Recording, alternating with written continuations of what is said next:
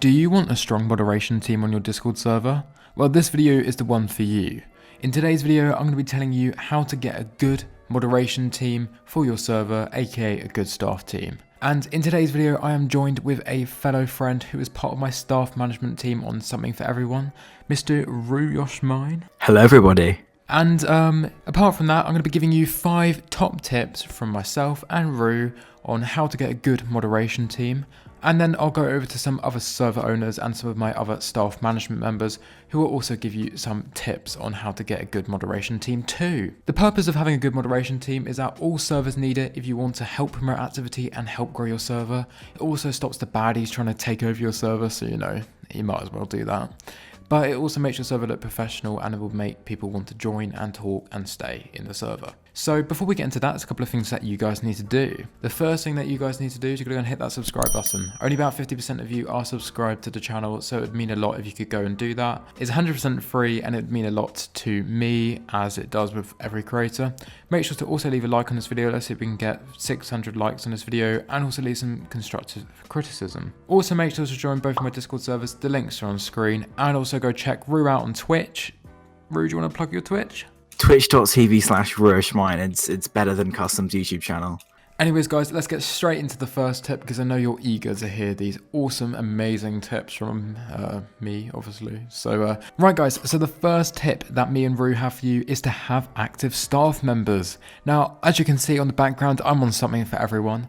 And you can see that I've got some staff members talking actively in chat right now. We've got Icy and Tel actively in chat, and we've also got Twig. He just popped on as well. Anyways, the point of having active staff members is it allows your community to be engaged. If they can see that staff members are actively part of the community, it will make them feel more welcome and it will make them want to talk. Also, it shows that staff are around, so rules will be enforced as well, instead of just having a mayhem in one chat and staff are never there. It also promotes activity, and also it just makes the staff team look good if there's people talking, following the rules, and the staff are active in chat. I don't know if Rui wants to add anything onto that. Yes. Make sure there's something that will motivate them to talk, and make sure, as Rui having said, a great make sure time there's in something chat. motivating them to talk. On SFE, we've tried a few different things. We've tried something called a quota, where they had to send X amount of messages per week. Don't make it unrealistic if you do that, because obviously they do have to have a life as well. And also you're not properly paying them, so it is voluntary, but at the same time, if they want to stay staff, they should probably be on the server. And yeah, just try and play around with it and just try and get your staff active as possible. It really, really does help the server, and it really makes the staff team stronger and better. Anyways, guys, I'll go over to the second tip and we'll try and help you guys even more. Right, guys, so the second tip which I suggest to you guys is by having a good staff structure. What I mean by this is actually having a set of decent different staff ranks. On SFE, for example, my main community server, which is the one I'm using for this video, is we have different roles. So we have a helper role, as you can see here, which is the base level of the staff team. That is what they get as soon as they apply and get accepted. It's almost like a 2-month trial period where they're just on here, we see how they do, and if they do well, then they'll get promoted up to the next level, which is moderator. So this is one of the moderator roles we have. It's just straight moderator. It's very useful. It's just basically the baseline. They have more permissions. They have active ban permissions, etc., on the bot. It obviously allows people to feel encouraged to try and work hard at helper stage so they can get promoted up to moderator. And then the next one is senior moderator. It allows people to work hard from moderator to try and get up to the next level, where they try and help, the sub teams like events and QA out more. QA, for the people that don't know, is quality assurance. It means the server's constantly improving. But senior mod's basically something which inspires them to work harder. It makes the moderation team better because obviously people are trying to work to get up to the next role. A lot of people like trying to climb the ladder. It's the same thing as a job in real life. They like trying to climb the promotion ladder, so it's the same thing here. After senior mod, it obviously goes admin, which has a lot more permissions, a lot more responsibilities, and then leadership team, and then owner. So basically, the whole point of this is have a good staff structure, allow people to have a range of things where they can get promoted up, because it allows encouragement and it allows motivation for your staff team to work harder. Now, I don't know if Rue wants to add any more onto that. Yes. So when you are promoting people up the promotion ladder, you don't want to promote them too quickly, because if you promote them too quickly, it means that they might not be ready for their position and they can't do it for the best of their ability. But on the other side, if you promote them too slowly, it means that they can lose motivation and they won't want to be on your staff team. Exactly, and that's basically what you should do. Have a ladder because it allows a lot more encouragement and motivation, and it would definitely help your moderation team get better and stronger. Anyways, I'm going to go over to the next tip, which I'll talk about there. Right guys, so the next tip which I have for you is by having a good staff training system. Now this may not sound, normal, but if you own a big server or you're wanting to own a big server, then you've got to train your moderators. It's like any other job in the world. If they're not used to something or not used to your system, give them a bit of training. So what we do on SFE is we have a separate training server. I'm showing you the old one right now because I don't exactly want to show you the new one because I'm not really supposed to. But the point is the fact that if you have a good staff training system and you show scenarios, make something as realistic as possible and then see how your staff react to a situation on that server, for example, which is obviously completely fake. You can then teach them how to do something differently if they've done it wrong, or try and mold them to be the best staff member possible. So realistically, you have to have maybe 1 or 2 very experienced moderators on your team which can lead the staff training, because then the new staff can leech off those experienced moderators, gain experience, gain intel, and just become better moderators generally. So the idea is have a good staff training system because then people can develop. Rue might want to add a bit more onto that, and then so I'll pass you over to him. Similar to my previous tip, you don't want to train them too hard, because if you train them too hard, yes, they will be more experienced and better well trained, but it can mean that they will panic, and it will also make them lose motivation as they'll think that they're not fit and not good for the staff position. But on the other side, if you don't train them enough, it means that they actually won't be well trained enough and they won't be fit for the staff position. So exactly as Rue said, basically just have staff training but don't go overboard on it.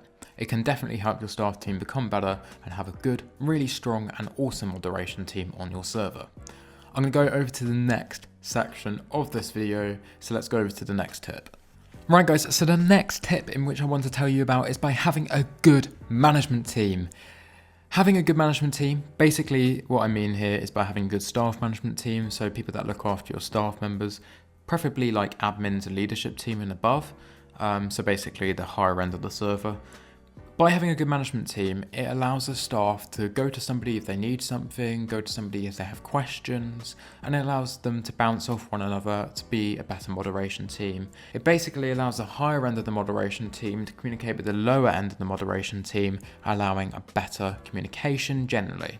It is very good to have this, so basically just have staff meetings and communications between each other because it would definitely help a lot. This isn't the second point which I put after this as the next tip. However, just having a good management team which look after your staff members, check everything's right, go to them, ask them if they need anything, ask them how they are, can definitely just help your moderation team be so much better. So I don't know if Rue wants to add any more into that. He's been staff management at my server for a long time, so that's why he's in today's video. But Rue, do you want to? Yeah, just make sure everything is organized and you guys know what you're doing. And yeah, that's basically it. Customs explain most of it. So I'll go over to the final tip from me, and then I'll go to some more tips from some server owners and some of my other staff members who will give you some tips as well. Right guys, so the final tip from me and Rue is all about good staff communications. What I mean by this is by having a staff team which talks to one another. If your staff team aren't friends with one another, they're not exactly going to be the best of staff teams. So do events which allow people to get to know each other. Do things which allow them to communicate and become friends with one another, and allow them to bounce off one another to improve. If you have good communications, allow them to know what's going on with the server, allowing them to know what's happening in regards to future events and stuff like that, and just giving them intel about what's going on higher up, and allowing them to talk to obviously yourselves and your admins and that sort of thing. It will definitely help your moderation team get better. And it's something which a lot of people don't do. Staff communication is key. Anyone will tell you that is absolutely key, and I really mean it. So I don't know if Rue wants to add any more onto that. So Rue, I'm going to give it to you to, add some points onto the staff communications tip. Yeah, just make sure there is a lot of transparency so everyone knows what's going on about most things. Obviously, there will be some stuff like with your senior management team, which you probably want to keep within that team, but make sure you're not hiding too much information and make sure that the staff are aware of what's happening. And exactly as you said, just basically have a good communication within your staff team. Anyways guys, that's all of the tips from me and Rue. However, that's not where the tips end, because luckily for you, I have some tips from some other server owners and some of my server management team as well.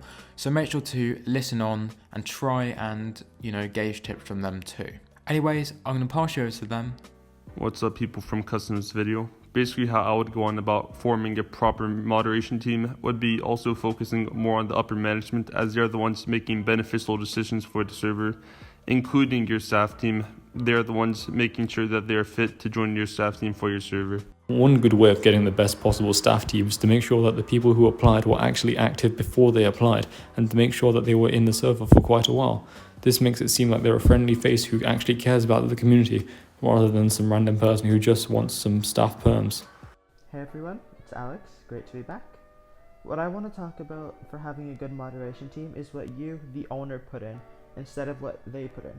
So as an owner, it's really important that you have a really clear guide for your moderators to follow, so that they know what they're doing and how they're doing it. For me, I have a staff info channel, and in this channel I have all the information that my moderators need to know how to be good staff members.